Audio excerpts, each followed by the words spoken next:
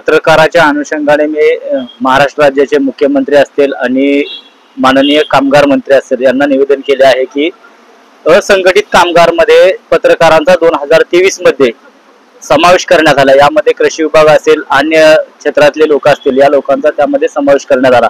बांधकाम कामगार असतील, अशा लोकांमध्ये असंघटित कामगारांमध्ये 2023च्या JR मध्ये ई श्रम पोर्टलद्वारे 136 लाख लोकांचा समावेश करण्यात आला आणि या लोकांचा समावेश झाल्यानंतर स्वतंत्र महामंडळाची गरज असताना पत्रकार लोकांना स्वतंत्र महामंडळाची गरज आहे। त्यामध्ये पत्रकारांच्या हिताचे निर्णय घ्यावेत, आर्थिकदृष्ट्या पत्रकार सक्षम झाला पाहिजे, त्यांच्या मुलांच्या शिक्षणाचा असेल, आरोग्याचा विषय असेल आणि अन्य त्यांना पेन्शन योजना असतील। आता पत्रकारांना 30 वर्ष एका संस्थेमध्ये काम केल्यानंतर त्यांना पेन्शन योजना लागू होते, परंतु आता तो काळ राहिला नाही।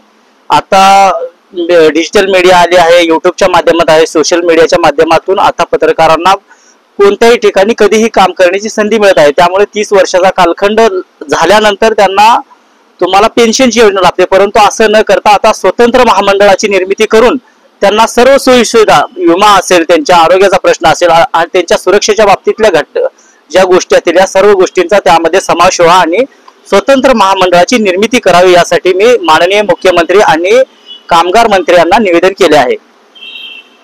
लोकदर्शन मराठी चॅनलला सबस्क्राइब करा, बेल बटनला क्लिक करा व लाईक करायला विसरू नका।